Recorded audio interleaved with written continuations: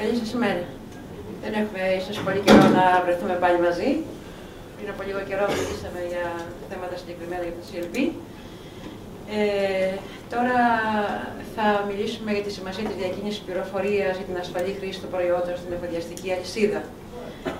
Δεν θα πω πάρα πολλά, ούτε θα αναφερθώ στο REACH, στο CLP.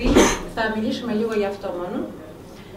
Λόγω του ότι η Ευρωπαϊκή Ένωση πληρώνει πάρα πολλά λεφτά για τις επικίνδυνες ουσίες, με το μόνο όφελος ενδεχομένως να είναι αυτή η παροχή, ο σκοπός που είναι η υγεία και το περιβάλλον, αλλά και μέσω ποιου μέσου διαδίδεται αυτό, μέσω του Δελτίου Δεδομένων Ασφαλείας και της επισήμανσης και ταξινόμησης σε βάρος στα προϊόντα για το ευρύ κοινό. Το Δελτίο Δεδομένων Ασφαλείας είναι λοιπόν υποχρέωση και προκύπτει για τα χημικά προϊόντα και προκύπτει από το άρθρο 31 του κανονισμού REACH του 1907. Και μάλιστα γίνεται σύμφωνα με το παράρτημα 2 του κανονισμού. Το παράρτημα 2 έχει τροποποιηθεί με το 453-2010, δεν θα καθίσω εδώ, πιστεύω, να αναφερθούμε λεπτομερώς σε αυτά. Ποιες είναι οι πληροφορίες από το Δελτίο Δεδομένων Ασφαλείας? Είναι η ενημέρωση για τους κινδύνους που έχει το προϊόν.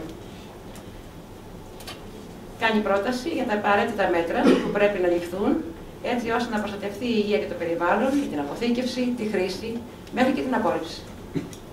Και είναι η βάση για την εκτίμηση του κινδύνου που απορρέει από το προϊόν. Αυτά είναι τα κύρια σημεία και οι κύριες πληροφορίες τις οποίες παίρνουμε από ένα Δελτίο Δεδομένων Ασφαλείας. Σε ποιους απευθύνεται το Δελτίο Δεδομένων Ασφαλείας? Σίγουρα στους εργοδότες που αποτελούν τη βάση μιας βιομηχανίας. Εδώ θέλω λίγο να σταθώ. Η βιομηχανία μέχρι τώρα παρουσιάζει με τον έλεγχο που γίνεται από τις χημικές υπηρεσίες, από τους επιθεωρητές του Γενικού Χημικού Κράτους, μια πάρα πολύ μεγάλη παραβατικότητα όσον αφορά τα Δελτία Δεδομένων Ασφαλείας και το REACH, τις υποχρεώσεις και το CLP. Αυτό μου δημιουργεί εμένα προσωπικά ένα τεράστιο πρόβλημα και αναρωτιέμαι, όταν κάποιος αρχίζει μια δραστηριότητα και ξέρει εκ των προτέρων ότι θα ασχοληθεί με επικίνδυνες ουσίες, και το λέω επικίνδυνη ουσία μπορεί να είναι πολύ επικίνδυνη ουσία, μπορεί να είναι μέτρια επικίνδυνη ουσία, μπορεί να βλάπτει πολύ την υγεία, λίγο την υγεία, μπορεί να βλάπτει το περιβάλλον. Θα έπρεπε δηλαδή αυτός ο εργοδότης, σύμφωνα με τα δικά μου κριτήρια, να αναρωτηθεί τι είναι αυτό το οποίο θα παραλάβει από κάπου και τι είναι αυτό το οποίο θα παράξει. Άρα λοιπόν θα πρέπει να αναρωτηθεί τι πρέπει να ζητάει από αυτόν που του παρέχει κάτι, πώς πρέπει να ενημερώνει το προσωπικό το οποίο θα εργαστεί με τις ύλες αυτές και πώς θα πρέπει να ενημερώνει στη συνέχεια, αν παράγει αυτός κάτι άλλο, ένα άλλο προϊόν από αυτά που πήρε, πώς θα ενημερώσει το μεταγενέστερο, τον επαγγελματία χρήστη, που θα το χρησιμοποιήσει σε επαγγελματική δραστηριότητα και βέβαια πώς θα ενημερώσει και το ευρύ κοινό, το οποίο θα πάρει μια μικρότερη ποσότητα να εργαστεί, να βάψει ένα σπίτι ή να κάνει κάτι άλλο. Άρα λοιπόν ο εργοδότης θα πρέπει να ξέρει και θα πρέπει να ενημερώνει πάρα πολύ καλά τους εργαζόμενους με τις ουσίες με τις οποίες έρχονται σε επαφή. Άρα λοιπόν στους εργοδότες, σε ποιους απευθύνεται λοιπόν το δελτίο? Απευθύνεται στους εργοδότες που αποτελούν τη βάση έτσι ώστε να αναπτύξουν πρόγραμμα μέτρων προστασίας για τους εργαζόμενους, συμπεριλαμβανομένης της κατάρτισης, το οποίο έχει διαμορφωθεί ειδικά για τον εκάστοτε χώρο εργασίας, και να εξετάσουν τυχόν μέτρα που ενδέχεται να είναι απαραίτητα για την προστασία του περιβάλλοντος. Αυτός είναι ο στόχος. Και μετά, σύμφωνα με αυτά, προσαρμόζεται. Επίσης, απευθύνεται στους εργαζόμενους για να ενημερώνονται για τα κατάλληλα μέτρα για την ασφαλή χρήση των χημικών. Πολλές φορές όταν πήγαινα στη βιομηχανία, στεναχωριόμουν λόγω του ότι ρωτούσα τους εργαζόμενους, ξέρετε τι είναι αυτές οι ουσίες με τις οποίες ασχολείστε? Και μας λέγανε όχι. Και μάλιστα μου έλεγαν ότι το Δελτίο Δεδομένων Ασφαλείας ήταν στα αγγλικά. Ο Έλληνας δεν υποχρεούται να ξέρει αγγλικά. Ζει σε μια χώρα, η γλώσσα της είναι η ελληνική, άρα λοιπόν θα έπρεπε τα δελτία αυτά να μεταφράζονται αυτομάτως στην ελληνική γλώσσα για να ξέρει ο εργαζόμενος τα μέτρα προστασίας που πρέπει να πάρει, αν τα κρύβει ο εργοδότης. Και βέβαια ο εργοδότης θα πρέπει να πάρει ακριβώς τα μέτρα προστασίας για τον εργαζόμενο. Υπάρχει ένα κενό. Τώρα τα πράγματα είναι βέβαια πολύ καλύτερα, αλλά παλιότερα ήταν σίγουρα πολύ πιο άσχημα. Ποιοι άλλοι υπευθύνονται λοιπόν το δελτίο σε φορείς που ασχολούνται με τη μεταφορά επικίνδυνων προϊόντων, που παρέχουν πρώτες βοήθειες, ειδικά τα κέντρα διαιτητριάσεων πρέπει να έχουν το δελτίο δεδομένων ασφαλείας, για να ξέρουν τα μέτρα τα οποία πρέπει να παίρνουν σε μια διαιτητρίαση, και που χρησιμοποιούν φυτοφάρμακα επαγγελματικά και βέβαια για τους καταναλωτές. Εάν χρειαστεί, εάν το ζητήσει κάποιος καταναλωτής, δεν είναι υποχρεωμένη η βιομηχανία να δίνει στο ευρύ κοινό το δελτίο δεδομένων ασφαλείας. Γιατί έχει έτσι αλλιώς το προϊόν έχει πάρει την μεγαλύτερη ενημέρωση που υπάρχει για την ετικέτα. Ποιος έχει την ευθύνη τώρα τη σύνταξη των δελτίων δεδομένων ασφαλείας? Την αρχική ευθύνη της σύνταξης την έχει βέβαια αυτός που παράγει κάτι, που εισάγει κάτι, και ο αποκλειστικός αντιπρόσωπος. Στα επόμενα στάδια της αλυσίδας εφοδιασμού την ευθύνη την έχει αυτός ο οποίος διαθέτει το προϊόν στην αγορά. Προσέξτε το αυτό. Δεν θα λέει δηλαδή ένας επιχειρηματίας εδώ που πήρε δια της ουσίας ένα προϊόν το οποίο θα το διαθέσει παραπέρα. Εγώ δεν ξέρω, δεν μου έδωσε κάτι. Αυτός που διαθέτει το προϊόν στην αγορά είναι υπεύθυνος να έχει και το δελτίο δεδομένων ασφαλείας. Ποιες είναι οι βασικές αρχές? Οι πληροφορίες στο δελτίο δεδομένων ασφαλείας πρέπει να παρέχονται με τρόπο σαφή και συνοπτικό. Δεν χρειάζονται τεράστια δελτία δεδομένων ασφαλείας. Βέβαια, εάν μια ουσία είναι πάρα πολύ επικίνδυνη, σίγουρα θα έχει πιο πολλές πληροφορίες, αλλά θα είναι μεγαλύτερο από ένα δελτίο το οποίο είναι μικρής επικίνδυνοτητας. Η ημερομηνία σύνταξης δίνεται στην πρώτη σελίδα, ενώ όλες οι σελίδες αριθμούνται. Αν το δελτίο δεδομένων ασφαλείας έχει αναθεωρηθεί, η ημερομηνία αναθεώρησης αναγράφεται και η έκθεση του δελτίου δεδομένων δεν καθορίζεται, αλλά είναι ανάλογη των κινδύνων της χημικής ουσίας των διαθέσιμων πληροφοριών. Το δελτίο δεδομένων ασφαλείας παρέχεται δωρεάν σε έντυπη μορφή ή ηλεκτρονικά, όχι αργότερα από την ημερομηνία της πρώτης διάθεσης. Ανάρτηση στο διαδίκτυο δεν αποτελεί συμμόρφωση με την υποχρέωση παροχής δελτίου δεδομένων ασφαλείας. Και αυτό πρέπει να είναι στην ελληνική γλώσσα. Εδώ θέλω να ξεκαθαρίσω κάτι. Ο Ευρωπαϊκός Οργανισμός των Χημικών λέει ότι το δελτίο δεδομένων ασφαλείας πρέπει να παρέχεται στον επαγγελματία χρήστη. Δηλαδή, εάν πουλάτε προϊόντα, θα πρέπει αυτό το δελτίο να έχει παρασχεθεί σε έντυπη ή ηλεκτρονική μορφή στο αυτόν τον παραλήπτη. Να είναι στην ελληνική γλώσσα, και όταν θα έρθει κάποιος έλεγχος από το Γενικό Αρχείο του Κράτους, από ένα επιθεωρητή, και ζητήσει τα δελτία δεδομένων ασφαλείας, δεν θα του πείτε ότι εγώ τα έχω αναρτήσει σε μία βάση δεδομένων στο ίντερνετ. Αυτό από τον ΕΚΑ απαγορεύεται.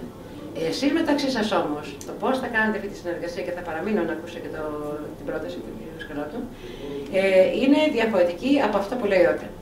Άρα λοιπόν, εάν το Χημείο έρθει να κάνει αυτό, θα πρέπει να φαίνεται σαφώς ότι τα δελτία δεδομένων ασφαλείας τα έχετε παραχωρήσει, τα έχετε παράσχει εσείς στον μεταγενέστερο χρήστη.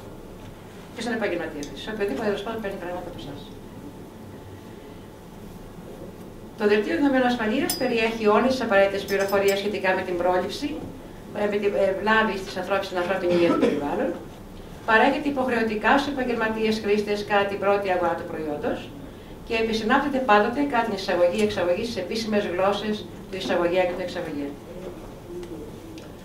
Το εκτεταμένο δελτίο δεδομένων ασφαλείας και τα σενάρια έκθεσης, το κύριο τμήμα του δελτίου δεδομένων ασφαλείας, περιέχει πληροφορίες για την ταξινόμηση και επισήμανση, τις οριακές τιμές έκθεσης, φυσικοχημικές ιδιότητες, τοξικολογικά και οικολογικά δεδομένα. Αυτά είναι τα καινούργια θέματα, τα οποία πρέπει τώρα να τα συνεχίσετε κι εσείς.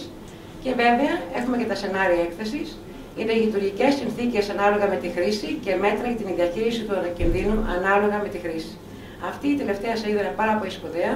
Είναι καινούργια πράγματα τα οποία μπαίνουν στο δελτίο τώρα, εφόσον οι ουσίες έχουν καταχωρηθεί, και πότε πρέπει να είναι εκτεταμένο και πότε πρέπει να έχει σενάρια έκθεσης. Λοιπόν, τα σενάρια έκθεσης αποτελεί παράρτημα στο δελτίο δεδομένων ασφαλείας, στο τέλος δηλαδή, που απορρέει την έκθεση χημικής ασφάλειας. Αυτά πιστεύω να τα εξηγήσουν πάρα πολύ καλά ο κ. Γκρόγης, ίσως κάποιος άλλος. Νέο στοιχείο στα δελτία δεδομένα βασικό για τη διαχείριση των κινδύνων και την ασφαλή χρήση των χημικών σύμφωνα με τον κανονισμό REACH. Και ο στόχος των σεναρίων έκθεσης είναι να προταθούν από τους παραγωγούς εισαγωγής που έχουν κάνει αξιολόγηση των κινδύνων της ουσίας τα κατάλληλα μέτρα για τη διαχείριση των κινδύνων που προκύπτουν κατά τη χρήση του προϊόντος, κατά τη συγκεκριμένη χρήση του προϊόντος. Αυτά. Τώρα, πότε απαιτείται σενάριο έκθεσης? Όταν έχουμε ουσία που παράγεται πάνω από 10 τόνους, εάν η ουσία πληρεί τα κριτήρια επικίνδυνη, ανθεκτική, ιδιοσυσσωρεύσιμη, τοξική και πολύ, και τα σενάρια έκθεσης πρέπει να καλύπτουν όλες τις πιθανές χρήστες σε όλα τα στάδια του κύκλου ζωής. Αυτά εντάχει, λόγω του ότι το πρόγραμμά σας είναι σήμερα κάτι διαφορετικό από αυτό που λέω εγώ. Εγώ θέλω να επισημάνω δύο πράγματα: ότι το δελτίο δεδομένων ασφαλείας είναι πάρα πολύ σπουδαίο. Δεν νοείται επιχειρηματίας ο οποίος παράγει προϊόντα χημικά να μην γνωρίζει τι είναι το δελτίο δεδομένων ασφαλείας ή να το πετά γιατί είναι κάτι άχρηστο. Είναι πάρα πολύ χρήσιμο πράγμα. Πρέπει να μεταφράζεται στα ελληνικά αμέσως, αν δεν έχετε έτοιμο. Πρέπει να περιέχει όλες τις οδηγίες που πρέπει να διαβάζουμε για την υγεία, τα φυσικοχημικά του, τα τοξικολογικά του, όλα τα θέματα. Εάν παράγεται σε μεγαλύτερες ποσότητες, είναι πάρα πολύ επικίνδυνη τα σενάρια έκθεσης, δίνουν πάρα πολύ μεγάλη πληροφορία για τα μέτρα τα οποία πρέπει να παίρνουμε για τους εργαζόμενους. Και αυτά πρέπει να παρέχονται γραπτώς ή ηλεκτρονικά στον επαγγελματία χρήστη, στο μεταγενέστερο χρήστη, στην αλυσίδα εφοδιασμού. Θεωρώ ότι αυτό το οποίο προτίθεται να κάνει ο σύνδεσμος είναι κάτι πάρα πολύ σπουδαίο. Λόγω του ότι μπορεί να μην συμφωνεί απόλυτα με το γράμμα του νόμου του ΕΚΑ, αλλά εγώ την περασμένη εβδομάδα ήμουν στις Βρυξέλλες, εκεί γίνεται η σύσκεψη του Καρακάλ που συγκεντρώνονται τα κράτη-μέλη των αρμοδίων αρχών για τους κανονισμούς REACH και CLP. Και ελέγχθη ότι ο στόχος πλέον της κοινότητας είναι να προσπαθήσουμε να βοηθήσουμε όσο γίνεται περισσότερο τις μικρομεσαίες επιχειρήσεις, οι οποίες αποτελούν τη ραχοκοκαλιά της ευρωπαϊκής κοινωνίας, της οικονομικής Ευρωπαϊκής Ένωσης.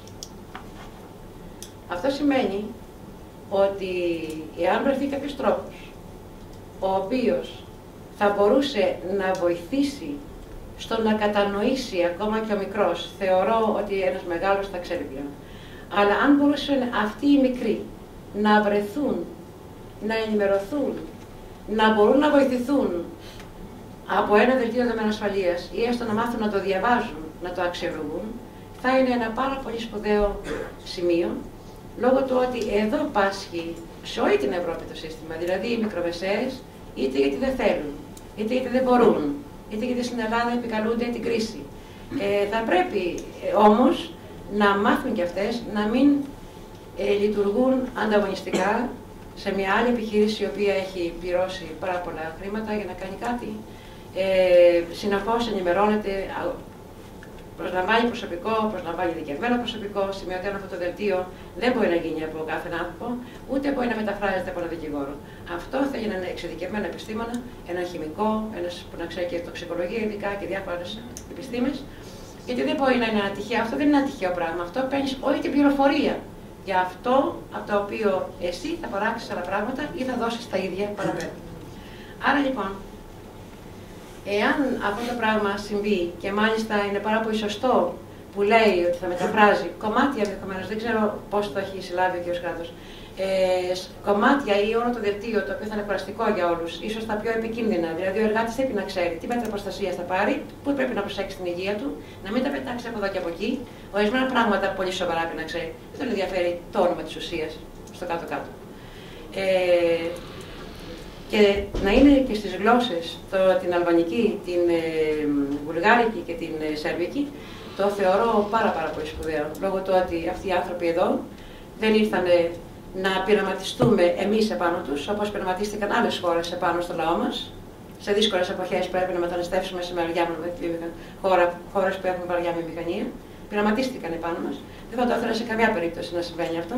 Αλλά το θεωρώ πάρα πολύ σπουδαίο. Το ότι έστω και αυτός ο εργαζόμενος που ήρθε εδώ για να ζήσει και να εργαστεί, νομίμως, δεν παίρνω στη διαδικασία αυτή, θα πρέπει οπωσδήποτε μας να ξέρει με τι ασχολείται. Θεωρώ λοιπόν θετικό αυτό, Υπάρχουν κίνδυνοι όμως, και θα τους πω και αυτούς, πολύ, πολύ χοντρά. Μπορεί μια εταιρεία η οποία έχει την δυνατότητα και παράγει χρώματα, βερνίκια, οτιδήποτε, να κάνει μια πολύ καλή ταξινόμηση. Φοβάμαι όμως, εκτός κι αν κάπως υπάρχει ένας περιορισμός, φοβάμαι ότι μια άλλη εταιρεία θα τα βρει έτοιμα να τα αρπάξει, χωρίς ενδεχομένως να ξέρει την πλήρη σύμφωση του προϊόντος, χωρίς να γνωρίζει τέλος πάντων το προϊόν, απλά θα πάει να ξεκρεμάσει ένα δελτίο δεδομένων ασφαλείας και να το χρησιμοποιήσει για μια άλλη χρήση ή για μια παρεμφερή, όχι ίδια, παρεμφερή χρήση. Εδώ θέλει πολύ προσοχή. Ή θα έχει κάθε με τα δικά της, ένας μικρός μανοσχάρι μπορεί να πάει άνετα και να πάρει ένα δελτίο δεδομένων και να το εφαρμόσει στο δικό του προϊόν και να λέει αυτό είναι, ενώ δεν είναι αυτό. Είναι κάτι άλλο, ένα δελτίο δεδομένων ασφαλείας που ανταποκρίνεται σε μια άλλη ουσία, σε ένα άλλο προϊόν. Εκεί θέλει λίγο προσοχή, θα έχει και την άποψή μας ο κ. Σκαρλάτος, πώς θα μπορούσε να γίνει καλύτερο αυτό. Το πρόγραμμα αυτό το οποίο παρέφαρμόσε ο κ. Σκαρλάτος, μην το ξεχάσω, εφαρμόζεται στην Ολλανδία. Τα κράτη-μέλη δεν το υιοθέτησαν, δεν συμφωνώ με αυτό. Εγώ παραμένω στο γράμμα του νόμου που λέει ο ΕΚΑ ότι τα δελτία παρέχονται σε NDP ηλεκτρονική μορφή. Το κρέμασμα δηλαδή κάπου δεν το θεωρεί σωστό, αλλά αυτό είναι το κράτος μέλος από εκεί πέρα να κάνει κάτι άλλο καινούριο και σιγά σιγά μπορεί να θεθεί και από άλλους λαούς. Αυτό από πολλά κράτη-μέλη. Αυτό δεν είναι τίποτα για μένα. Απλά θα προσάγεται πάρα πολύ γιατί μπορεί να προκύψουν προβλήματα. Αυτό θα πρέπει εκεί κάπως να κατοχυρωθεί αυτή η βάση δεδομένη. Αυτά ήθελα να πω προσωρινά. Θα παραμείνω όμως λίγο ακόμα να ακούσω και παραπάνω.